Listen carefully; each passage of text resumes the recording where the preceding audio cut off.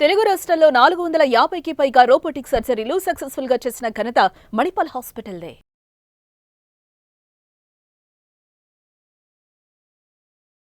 Hello, Dr. Dilip Kude here, physician, Yashoda Hospital, Somajiguda, Hyderabad. So diabetes reversal గురించి చాలామంది మాట్లాడుకుంటున్నారు. ఒక రకమైన అవేర్నెస్ స్టార్ట్ అయింది.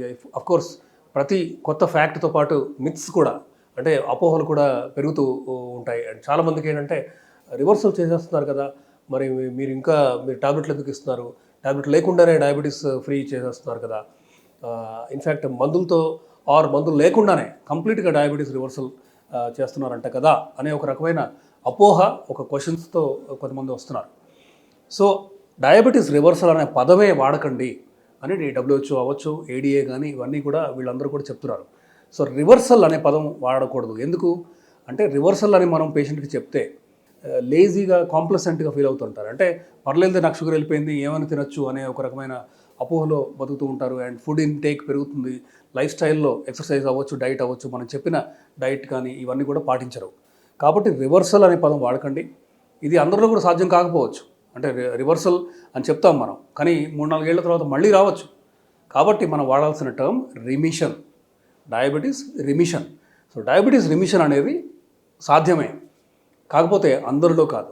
ప్రాబబ్లీ ఒక 50% కానీ 60% మందిలో డయాబెటీస్ రిమిషన్ అనేది పాసిబుల్. అండ్ ఇది ఎవరిలో ఈజీగా మనం తేగలం అంటే ఒక 6 months ఆర్ 1 yearలో డయాబెటీస్ రిమిషన్ అచీవ్ చేయగలం. ఎవరిలో అచీవ్ చేయగలం అంటే ఒబీస్ ఉండి, అంటే బాగా ఊబకాయం ఉండి. అఫ్కోర్స్ ఇండియాలో 9 మంది, 10లో 9 మంది ఊబకాయం కానీ, అంటే ఒబిసిటీ కానీ, ఓవర్ వెయిట్ కానీ ఉన్నవాళ్లే. సో బేసిక్గా ఊబకాయం వల్ల వచ్చిన ఒబిసిటీ వీళ్ళలో ప్రాబబ్లీ 60 to 70% మందిలో బాగా ఎక్కువ వెయిట్ ఉండి తద్వారా కనుక డయాబెటీస్ వస్తే వీళ్ళలో వెయిట్ తగ్గించి వాళ్ళని నాన్ డయాబెటిక్గా చేసే ప్రక్రియ పాసిబుల్. ఓకే, కానీ ఇది అందరిలోనూ కాదు.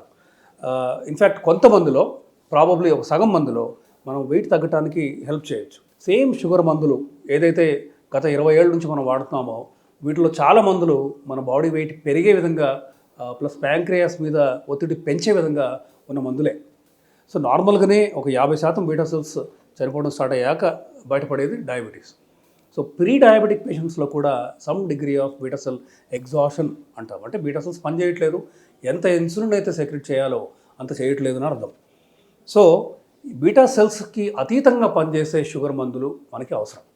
దీన్నే ADA మల్టిపుల్ టైమ్స్ గత 8 ఏళ్ళుగా నొక్కి వక్కాడిస్తుంది. ఇన్ఫ్యాక్ట్ RSSDI, మన ఇండియన్ బాడీ అవ్వచ్చు, డయాబెటీస్ అసోసియేషన్ అవ్వచ్చు, వరల్డ్ వైడ్ ADA కానీ, AHA కానీ, యూరోపియన్ సొసైటీ ఆఫ్ కార్డియాలజీ అవ్వచ్చు, వీళ్ళందరూ కూడా ఏం చెప్తున్నారంటే ప్యాంక్రియాస్కి అతీతంగా పనిచేసే మందులని రాయండి, ఇవ్వండి. తద్వారా హార్ట్ అటాక్ కూడా ఆపగలగాలి మీ షుగర్ మందు. దెన్ అంటే కొంతవరకు మీ కిడ్నీ డిసీజ్ రాకుండా 30-40% వరకు ఆపగలగాలి. వెయిట్ తగ్గించే విధంగా హెల్ప్ చేసే యాంటీడయాబెటిక్ మందులనే రాయండి. ఆర్ అట్లీస్ట్ వెయిట్ న్యూట్రల్గా ఉండే మందులు రాయండి. అంటే బరువు పెరిగే విధంగా కాదు, బరువు తగ్గించే విధంగా మందులు అందుబాటులోకి ఉన్నాయి ఇప్పుడు బేసిక్గా, అవి రాయండి అని రికమెండేషన్స్ చెప్తున్నాయి. సో ఇన్ఫ్యాక్ట్ 2008-9 నుంచి ప్రతి మందు, షుగర్కి పనిచేసే ప్రతి మందు మార్కెట్లో ఇంట్రడ్యూస్ అవ్వాలంటే ఈ కార్డియాక్ సేఫ్టీ, అంటే హార్ట్ అటాక్స్ రాకుండా ఇవి ఆపగలుగుతున్నాయా, లేదంటే హార్ట్ అటాక్స్ రిస్క్ని పెంచట్లేదు అని మీరు ప్రూవ్ చేయగలరా అని ఈ క్వశ్చన్లకి ఆన్సర్ వచ్చిన తర్వాతనే, అంటే మల్టిపుల్ ర్యాండమైజ్ కంట్రోల్ ట్రయల్స్ అంటాం.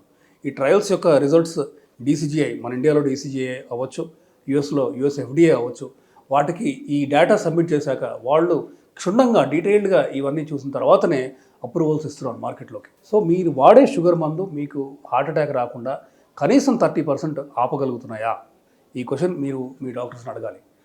అలాగే కిడ్నీ డిసీజ్ రాకుండా ఆపగలుగుతున్నాయా, ఆర్ వర్సన్ అవుతున్న కిడ్నీ డిసీజ్ని స్లో డౌన్ అన్నా చేయగలుగుతున్నాయా, ఈ క్వశ్చన్స్కి మనం ఖచ్చితంగా మన మందులు ఆన్సర్ చేయగలగాలి. అండ్ లైక్వైజ్ వెయిట్ తగ్గే విధంగా కూడా మీ మందులు హెల్ప్ చేస్తున్నాయా. అఫ్కోర్స్ ఇప్పుడు రకరకాల ఇన్సులిన్స్ అందుబాటులోకి ఉన్నాయి. 2 times a day నుంచి 3 times 4 times a day insulin కూడా వాడతారు కొంతమంది బేసల్ బోలస్ రెజిమెన్లో. అంటే ప్రతి మీల్ ముందు ఇన్సులిన్ తీసుకోవటం, short acting insulin, and night పడుకునే ముందు ఒక లాంగ్ యాక్టింగ్ ఇన్సులిన్, ఇలా బేసల్ బోలస్ థెరపీస్ కూడా ఉన్నాయి. అయితే కొత్త ఇన్సులిన్స్ అందుబాటులోకి వచ్చాయి.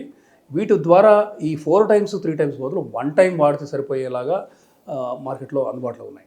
మనం ఈ సల్ఫోనిల్ యూరియాస్ మందులు, అంటే గ్లిమిప్రైడ్ ఇలాంటి మందులు తగ్గించి వాటి వాడకం ఆర్ కుదిరితే తీసేసి ట్రీట్మెంట్లో వేరే మందులు అంటే SGLT ఇన్హిబిటర్స్ అంటే క్యానాగ్లిఫ్లోజిన్ అవ్వచ్చు, ఎంపగ్లిఫ్లోజిన్ అవ్వచ్చు, డాపగ్లిఫ్లోజిన్ అవ్వచ్చు, దెన్ గ్లిప్టిన్స్ అంటే అఫ్కోర్స్ పేషెంట్ ఖర్చు పెట్టుకోగలిగితే 10,000 వరకు పర్ మంత్ అయ్యే వేరే క్లాస్ ఉంది.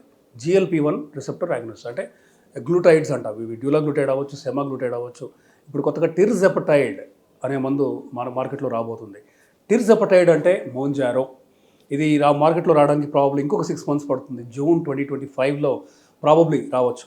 ఈ టిర్జెపటైడ్ కానీ, విగోవి కానీ, ఒజంపిక్ కానీ, రైబెల్సస్ కానీ ఈ మందులతో పాటు మనం ఈ ఎంపగ్లిఫ్లోజిన్, క్యానాగ్లిఫ్లోజిన్ ఇవి వాడితే అఫ్కోర్స్ ఎక్కడైతే అవసరమైతే మనం మెట్ఫార్మిన్ ఖచ్చితంగా ఇస్తూ ఉంటాం. దెన్ ఏ కార్బోజ్, ఓర్లిస్టాట్ కానీ ఇలా రకరకాల మందులు అందుబాటులో ఉన్నాయి.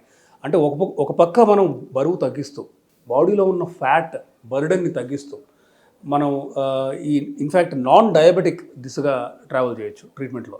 అంటే ఇటువైపు తీవ్రంగా ఉన్న diabetic patient on 4 times a day insulin ఉంటే, ఇటువైపు షుగర్ లేని వాళ్ళు నాన్ డయాబెటిక్ వాళ్ళు ఉంటారు. సో ఈ స్పెక్ట్రంలో ఇటువైపు ఉన్న వాళ్ళని మెల్లగా మనం ఇటువైపు మరల్చే ప్రయత్నం చేయొచ్చు. అది సాధ్యమే. అఫ్కోర్స్ అందరిలో సాధ్యం కాకపోవచ్చు. నా amount of insulin per day మనం ఖచ్చితంగా డ్రాస్టిక్గా తీసుకురావచ్చు, తగ్గించవచ్చు.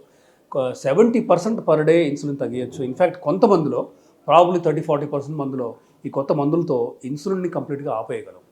అంటే వన్స్ వీక్ ఇంజెక్షన్ అవ్వచ్చు, లేదంటే ట్యాబ్లెట్స్తో మనం కంప్లీట్గా ఇన్సులిన్ ఆపడం కూడా కొంతమందిలో పాసిబుల్, సహజమే. ఈ మందులతో పాటు, కొత్త మందులతో పాటు మనం డయట్, ఎక్సర్సైజ్ కూడా చాలా చాలా ఇంపార్టెంట్. ఎందుకంటే 3 pillars ఉన్నాయి. ఈ డయాబెటీస్ రివర్సల్ కానీ రిమిషన్ అనాలి. డయాబెటీస్ రిమిషన్ అవ్వచ్చు, లేదంటే ఈ షుగర్ లేకుండా చేసే ప్రక్రియ. Most important 3 pillars. ఒకవైపు ఈ సేఫ్ మందులు అండ్ దెన్ వీటి ద్వారా మనం ఇన్సులిన్ తగ్గటం అవ్వచ్చు. ఇంకోవైపు డైట్, ఎక్సర్సైజ్ చేయాలి.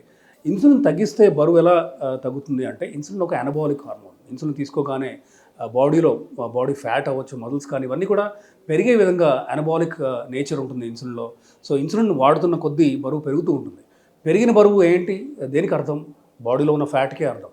సో ఒక రకంగా ఇన్సులిన్ ఒక సైకిల్, విషస్ సైకిల్ని తయారు చేస్తుంది బాడీలో ఫ్యాట్ పెరుగుతూ పోతుంది. మనం దాన్ని తిప్పికొట్టే విధంగా, ఇన్సులిన్ వాడకం తగ్గించే విధంగా, బాడీలో ఫ్యాట్ తగ్గించే విధంగా మనం మందులు ఇస్తున్నాం. కాబట్టి వీళ్ళలో మనం ఖచ్చితంగా నాన్ డయాబెటిక్ దిశగా మనం ప్రయాణించడం అనేది ట్రీట్మెంట్ ద్వారా సాధ్యమే. కానీ ఒకటి గుర్తుపెట్టుకోవాలి, ఇవన్నీ కూడా అందరిలో సాధ్యం కాదు. ప్రాబబ్లీ 60-70% మందిలో మనం డయాబెటీస్ రివర్సల్ అనేది, రిమిషన్ అనేది అచీవ్ చేయగలం. సో దీని గురించి మీరు మీ డాక్టర్స్తో డిస్కస్ చేయండి. అండ్ ఇంకా ఫర్దర్ డౌట్స్ ఏమైనా ఉంటే you're welcome to contact me. I'm doctor Dilip Gude at Yashoda Somajiguda.